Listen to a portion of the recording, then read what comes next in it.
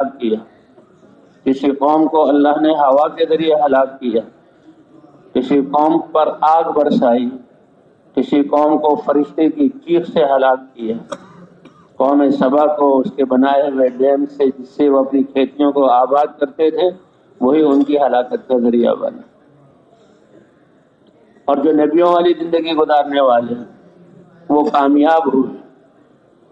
جو نوح علیہ السلام پر ایمان لائے، اگرچہ تعداد بہت تھوڑی سی، بہت تھوڑی تھی، کہ 950 سال کی محنت اس کا نتیجہ ثمرہ، کیونکہ ہدایت دینے والے اللہ ہیں اور اللہ حکمت والے ہیں، 950 سال کی دن رات کی دعوت کے نتیجے میں 90 سے کم، 80 سے اوپر اور 90 سے کم یہ ایمان لائے، اور اللہ نے پھر انہی کو بچایا، انہی کو دنیا میں بسایا، اور پھر نوح علیہ السلام کی نسل ہی آگے چلی۔ اسی طرح قوم عاد، اللہ نے ان کو ہوا کے ذریعے سے، کیسی لطیف چیز ہے، نظر بھی نہیں آتی، اور کتنی ضروری چیز ہے، کتنی نرم ہے، تھوڑے سے سوراخ کو جہاں منفذ پاتی ہے داخل ہو جاتی ہے، لیکن اس ہوا کے ذریعے اللہ کا غصہ اور ناراضگی، اللہ نے ہوا بھیجی کہ اللہ کا جو خزانہ ہے اس پر اللہ نے فرشتے کو مقرر کیا ہوا ہے، اور اس دنیا میں کہاں تک فضاؤں میں ہوا ہو، کتنا اس کا دباؤ ہو، کتنا انسانوں کو، جانوروں کو، درختوں کو اس ہوا کی ضرورت ہے اور فضاؤں کو ضرورت ہے، اس ضرورت کو پورا کرنے کے لیے اس خزانے سے سوئی کے ناکا جس میں دھاگا مشکل سے داخل ہوتا ہے اس سے خزانوں سے ہوا آتی ہے اور اللہ کے حکم سے انسانوں کی اور ساری کائنات کی ضرورت کو پورا کرتی ہے۔ لیکن جب قوم عاد، جن کو اللہ نے بہت طاقتور بنایا تھا، بڑے بڑے جسم دیے تھے اور پتھروں سے انہیں بڑے بڑے اپنے حویلیاں گھر بنائے ہوئے تھے، اور وہ آپس میں ظلم کرنے لگے، اللہ ہی کو بھول گئے، اور ان کا دعویٰ من اشد منا قوہ، ہم سے زیادہ طاقتور کون ہے، یہ ظلم انہیں برپا کیا، تو اللہ نے ان کو ہلاک نہیں کیا، اللہ نے ہود علیہ السلام کو بھیجا، اور ہود علیہ السلام نے، جیسے کہ تمام انبیاء کی سنت کہ وہ اللہ کا تعارف کراتے تھے، اپنی زندگی اور ساری صلاحیتیں لگاتے تھے، اور جو اللہ دے اس کو بھی مخلوق پر خرچ کرتے تھے۔ حضرات انبیاء کرام کی اپنی زندگی بہت سادہ، حضرت موسیٰ علیہ السلام ایک جھوپڑے میں پوری زندگی گزاری، ایک جوڑے میں گزارا کیا، تو جو کچھ اللہ دے رہے ہیں سب کچھ لگا رہے ہیں۔ تو ہود علیہ السلام نے ان کو دعوت دی اور سمجھایا کہ دیکھو، جس اللہ نے تمہیں عدم سے وجود دے کر اور تمہاری بچپنے اور کمزور حالت سے اتنا طاقتور بنایا، کیا تمہاری سمجھیں اس بات کو تسلیم نہیں کرتی کہ وہ تم سے زیادہ طاقت والا ہے؟ بچہ بھی اس بات کو سمجھ جائے، لیکن جب انسان کے دل پر مہر لگ جائے اور دنیا کی محبت کا، نافرمانی کا نشہ اور جہالت کا نشہ اس پر آ جائے تو وہ نہیں سمجھ۔ چند لوگ ایمان لائے تو اللہ نے براہ راست ہوا کو حکم دیا کہ تیز ہوا چلنے والی اور بانجھ ہوا، کہ ہوا تیز ہے اور جس کے ساتھ بارش نہیں ہے، اور اللہ کے غصے والی ہوا ہے، اور اس کو سرکش اس لیے کہا گیا کہ وہ فرشتے کے قابو سے بھی باہر ہوگی، اللہ نے براہ راست حکم دیا۔ اور پھر بھینس یا بیل کے نتنے کے برابر وہ سوراخ ہوا ہوا آئی، اور 7 لیال و 8 ایام، 7 راتیں اور 8 دن تک وہ ہوا چلی۔ وہ لوگ بڑے بڑے قد والے تھے، بڑے بھاری تھے، اور زمین پر زور سے قدم مارتے تھے، لیکن ہوا نے جب ان کو اکھاڑا، لڑکھڑائے اور دیکھنے لگے ہم اڑ جہاں بے قابو ہو رہے ہیں، تو اپنے گھروں میں داخل ہوئے، اپنے گھروں کو بڑے بڑے دروازوں اور کھڑکیوں کو بند کیا۔ اللہ نے ہوا کو گولائی میں چلایا اور ان کے کھڑکی دروازوں کو اللہ نے اکھاڑ کے پھینک دیا، اور ان کے جسموں کو گھروں سے نکالا اور تنکوں کی طرح فضاؤں میں اڑایا، اور اللہ نے گردن کے بل پٹک کر ان کو مارا۔ وَجَعَلْنَا عَالِيَهَا سَافِلَهَا، پتھروں سے بڑے مضبوط گھر بنائے تھے، ہوا ان کو ہلا رہی ہے، اتنے مضبوط تھے کہ ایسا نہیں ہوا کہ دیواریں گر گئیں اور چھت اس کے اوپر گر گئی،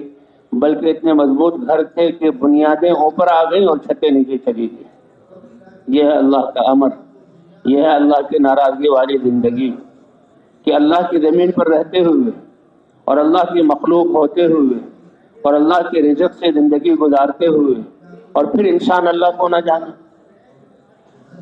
دنیا کے قانون میں جس ملک میں رہ رہے ہو اس کے بادشاہ کو، اس کے قانون کو، اس کی وردی کو نہ مانو، اور جو دشمن ہے اس کی آواز لگاؤ، تو یہ حکومتیں چھوڑتی نہیں ہیں۔ اور یہ تو انسان ہے، اللہ تو اللہ ہے۔ اس لیے ایک وہ زندگی جو اللہ کو راضی کرنے والی ہو، یہ ہیں عقل مند لوگ، یہ ہے کامیاب لوگ، اور یہی حضرات انبیاء کرام کی زندگی ہے، اور اسی کو مانگنا ضروری قرار دیا گیا۔ 5 نمازیں فرض ہیں، پھر وتر بھی ہیں، اور سنتیں اور نوافل بھی ہیں، اور نماز کی ہر رکعت میں سورہ فاتحہ کا بعض کے نزدیک پڑھنا فرض ہے، بعض کے نزدیک پڑھنا واجب ہے۔ انسان نماز کی ابتدا کرتا ہے تو سبحانک اللہم کے بعد الحمدللہ رب العالمین، سورہ فاتحہ جو پہلی سورت ہے قرآن پاک کی، یہ دعا ہے، کیونکہ دعا میں جسے انسان کسی بادشاہ سے، کسی بڑے سے جب مانگنے جاتا ہے تو اس کی تعریف کرتا ہے۔ یہ تعریف کرنا یہی مانگنا ہے۔ شعراء بادشاہوں کی مجلسوں میں آ کر ان کی تعریفوں میں کلابیں باندھتے تھے، اشعار کہتے تھے، تاکہ بادشاہ کچھ دے دے، چاہے وہ سوال کرے نہ کرے، بادشاہ ان کے لیے جاگیر ہیں، اور بادشاہ کی میری تعریف کی ہے، میرے اشعار، حالانکہ وہ جھوٹی تعریف ہوتی تھی۔ اور اللہ کے ہم تو سچی ہم سے کوئی تعریف کرے نہ کرے، ساری تعریفیں اللہ کے لیے۔ تو سورہ الحمدللہ رب العالمین یہ اللہ کی حمد ہے، اور پھر اللہ سے ایک عہد ہے اور دعا مانگنا ہے۔ تو سورہ فاتحہ کا ہر رکعت میں پڑھنا ضروری، اور اس میں کیا ہے، اہدنا الصراط المستقیم، کہ مسلمان جب نماز میں کھڑا ہوتا ہے تو مسلمان کے، نمازی کے اور اللہ کے درمیان پردے ہٹ جاتے ہیں، اور نمازی آدمی کہتا ہے الحمدللہ رب العالمین، اللہ کی طرف سے جواب آتا ہے حمدنی عبدی، میرے بندے نے میری حمد بیان کی۔ کہ اللہ ہے تمہارے اعمال کی قدر کرتے ہیں، اللہ تمہارے اعمال کو محفوظ رکھتے ہیں۔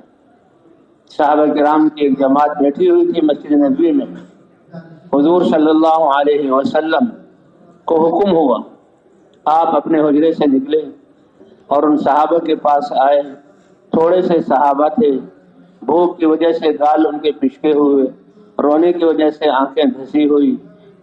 دین کی محنت کی وجہ سے کپڑے ان کے بوسیدہ، اور حضور صلی اللہ علیہ وسلم آئے، اور 3 صحابہ تھے، اور مسجد نبوی وہ کچی گارے کی بنی ہوئی، اس کے ستون کھجوروں کے تنے تھے، اور اس کی چھت کھجوروں کی ٹہنیاں تھی، اور اس کا فرش یہ مٹی کا تھا۔ ایسی بارش ہو کہ پانی برسے، ليلۃ القدر کی رات میں بارش ہوئی، اور حضور صلی اللہ علیہ وسلم نماز پڑھ رہے تھے تو آپ کی پیشانی، ناک اور ہاتھوں اور گھٹنے اور پاؤں پر مٹی کا نشان تھا۔ یہ ایسی مسجد تھی، اور یہ صحابہ بیٹھے ہوئے ہیں، لیکن خالق کائنات رب العرش العظیم کی نظر میں کیا ان کی قیمت ہے؟ کیونکہ انسان کی قیمت اس کے جسم اور مادی اسباب سے نہیں، مالوں سے نہیں، اللہ کے ہاں اس کی قیمت اس کے دل کے یقین، ایمان اور اعمال کی وجہ سے۔ حضور صلی اللہ علیہ وسلم تشریف لائے، اے میرے صحابہ تم کیا عمل کر رہے ہو؟ بیٹھے تھوڑے سے ہیں اور یہ کیفیت ہے، کیا عمل کر رہے ہو؟ لیکن اس عمل کی قیمت کیا ہے؟ صحابہ بڑے صاف دل والے، سچے، اور جو ہے صاف دل والے، تو انہوں نے کیا کہا، اے اللہ کے رسول، ہم تو نعمت اسلام کے ملنے پر اللہ کی حمد بیان کر رہے ہیں، اور اللہ کی پاکی اور بزرگی بیان کر رہے ہیں۔ اللہ کے رسول صلی اللہ علیہ وسلم نے قسم دے کر فرمایا، اللہ ما اجلسکم الا ھذا، میں اللہ کا واسطہ دیتا ہوں، اللہ کی قسم دیتا ہوں، کیا تم اسی لیے بیٹھے ہو؟ تمام نے کہا اللہ ما اجلسنا الا ھذا، ہم اللہ کو گواہ بناتے ہیں، اللہ کی قسم کھا کر کہتے ہیں ہم اسی لیے بیٹھے ہیں۔ حضور صلی اللہ علیہ وسلم نے فرمایا، میرے صحابہ تمہارے بارے میں میرے دل میں کوئی بدگمانی نہیں ہے۔ اللہ کے رسول کا دل تو سب سے صاف تھا، اور یہی ایمان والے کو حکم ہے کہ مسلمانوں سے دل کو صاف رکھو، کسی کے بارے میں بدگمانی نہ کرو۔ بدگمانی کرو گے، بدگمانی کے لیے دلیل کی ضرورت ہے، اور قیامت میں پوچھ ہوگی، اور یہ گناہ ہے، اور اچھا گمان کرنے کے لیے کوئی دلیل کی ضرورت نہیں، اور تم اچھا گمان کرو گے اللہ اپنی رضا عطا فرما دیں گے۔ اللہ کے رسول نے فرمایا کوئی بدگمانی نہیں، میں تمہیں سچا سمجھتا ہوں، لیکن بات کو ذرا ہلکا سمجھ کر پوری بات واضح نہ کی ہو، اس لیے میں نے پوچھا۔ تو جب بات یہی ہے تو سن لو، اللہ نے جبرائیل علیہ السلام کو میرے پاس بھیجا ہے یہ بتلانے کے لیے کہ جبرائیل علیہ السلام نے یہ کہا، اے اللہ کے رسول آپ ان کو بتا دیجئے کہ اللہ آپ کے ان صحابہ کے اس عمل پر فرشتوں پر فخر فرما رہے ہیں، فرشتوں پر فخر فرما رہے ہیں۔ تو اللہ ایسے قدردان ہے۔ نماز کسی کہتے ہیں مسلمان کی معراج نماز ہے۔ اب حضور صلی اللہ علیہ وسلم کی معراج کیا ہے کہ براق سواری پر بیت اللہ سے رات کے کچھ حصے میں بیت المقدس کی طرف، بیت المقدس سے ساری فضاؤں کو،